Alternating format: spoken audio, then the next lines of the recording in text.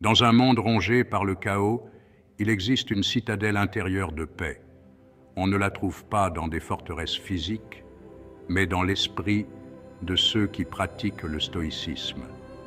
Cette philosophie antique, adoptée par les empereurs romains comme par les citoyens ordinaires, offre un chemin pour naviguer à travers les tempêtes inévitables de la vie. Au cœur de cette philosophie se trouve l'idée puissante que nous avons le pouvoir sur nos pensées et nos réactions, même lorsque nous n'avons aucun contrôle sur les événements extérieurs. Les stoïciens croyaient que la vraie liberté vient de la maîtrise de notre monde intérieur. En nous concentrant sur ce que nous pouvons contrôler, nos jugements, nos désirs, nos actions, nous pouvons trouver la tranquillité au milieu de la tourmente. L'une des figures les plus marquantes du stoïcisme fut Marc Aurèle, empereur romain qui régna pendant le IIe siècle de notre ère, une période tumultueuse. Prenez un moment pour réfléchir à votre propre citadelle intérieure. Abonnez-vous à ma chaîne, likez pour plus de contenus similaires. Marc Aurèle n'était pas seulement un empereur, il était un roi philosophe. Il vivait selon les principes du stoïcisme, consignant ses méditations privées dans un journal personnel qui allait plus tard être connu sous le nom de... Ce recueil de pensées et de réflexions constitue un guide intemporel pour vivre une vie vertueuse et épanouissante. Dans ses écrits, Marc nous rappelle que nous ne sommes pas définis par les événements qui nous arrivent, mais par la manière dont nous y réagissons. Nous ne pouvons pas contrôler le temps qu'il fait, affirme-t-il, mais nous pouvons choisir de maudire la pluie ou de chercher un abri. De même, nous ne pouvons pas contrôler les actions des autres, mais nous pouvons contrôler nos propres pensées et réactions. Et Marc Aurèle a dû faire face à de nombreux défis durant son règne. Il a combattu des tribus envahissantes, affronté des catastrophes naturelles et subi des trahisons de la part de ceux en qui il avait confiance. Pourtant, malgré tout cela, il est resté un modèle de raison et de résilience. Il comprenait que l'adversité est une partie inévitable de la vie et il refusait de la laisser lui voler sa tranquillité d'esprit. Au lieu de succomber au désespoir, Marc a utilisé ces épreuves comme des occasions de grandir. Il considérait les obstacles comme des tests pour son caractère, des occasions de pratiquer la vertu face à la difficulté.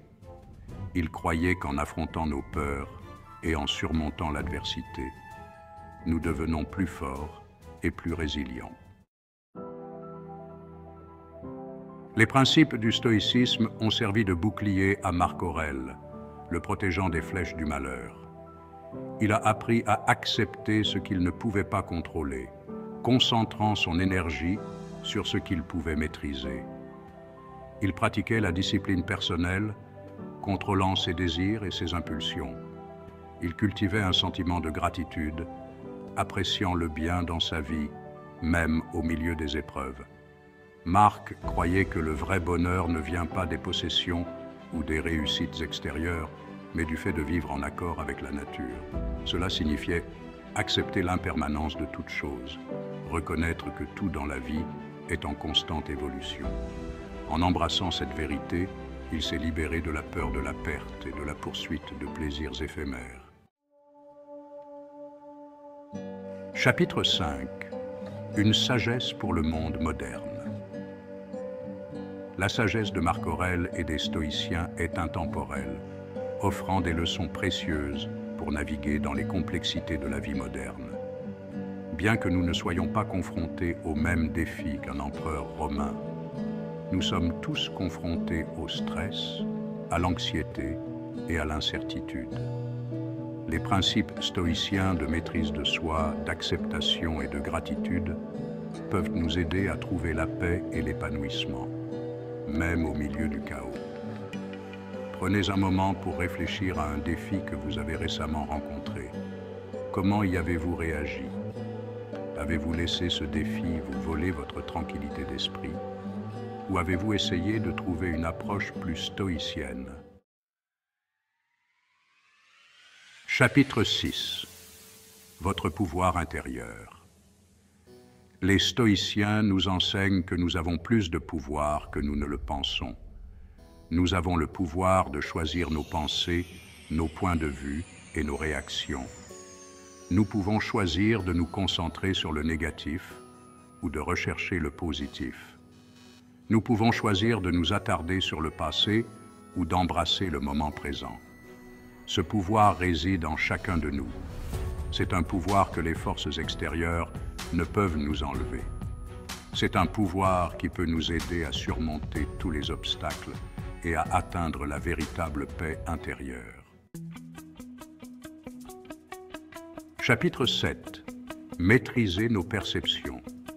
L'un des enseignements stoïciens les plus importants est l'idée que nos perceptions façonnent notre réalité.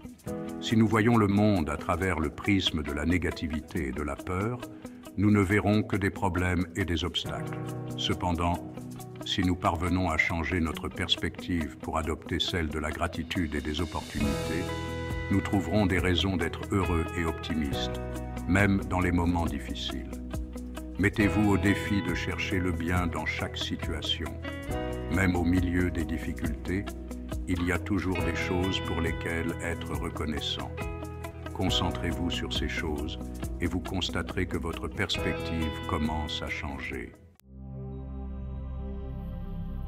Chapitre 8. Accepter ce que nous ne pouvons pas contrôler. Un autre principe clé du stoïcisme est l'acceptation de ce que nous ne pouvons pas contrôler.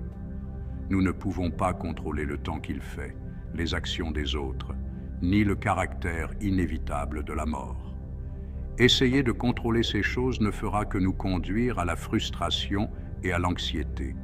Au lieu de cela, nous devrions concentrer notre énergie sur ce que nous pouvons contrôler, nos propres pensées, émotions et actions. En acceptant ce que nous ne pouvons pas contrôler, nous nous libérons de souffrances inutiles. Nous pouvons alors nous concentrer sur le fait de vivre pleinement notre vie, en tirant le meilleur parti du temps et des ressources dont nous disposons. Chapitre 9. Vivre en accord avec la nature.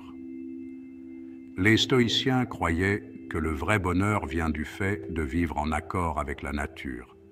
Cela signifie accepter l'ordre naturel de l'univers, reconnaître que tout est interconnecté et que tout arrive pour une raison. Cela signifie réaliser notre potentiel en tant qu'être rationnel, en utilisant notre raison pour guider nos actions et faire des choix judicieux. Réfléchissez à vos valeurs et à la manière dont vous pouvez aligner vos actions sur celles-ci. Comment pouvez-vous vivre une vie en harmonie avec votre nature et la nature du monde qui vous entoure? Chapitre 10. Votre voyage stoïcien commence maintenant. Le voyage vers le stoïcisme ne consiste pas à atteindre la perfection du jour au lendemain. Il s'agit de faire de petits efforts constants pour vivre en accord avec ses principes. Il s'agit de pratiquer la conscience de soi, la maîtrise de soi et l'acceptation. Il s'agit de cultiver un état d'esprit de résilience, de gratitude et de paix intérieure. Leur sagesse intemporelle peut vous aider à naviguer dans les défis de la vie avec plus de clarté, de détermination et de paix. Si vous êtes prêt à vous lancer dans ce voyage de découverte de soi et de transformation, pour approfondir le monde du stoïcisme, je vous recommande de vous abonner à ma chaîne, d'aimer nos contenus. N'oubliez surtout pas d'activer la cloche de notification pour recevoir automatiquement nos nouvelles publications.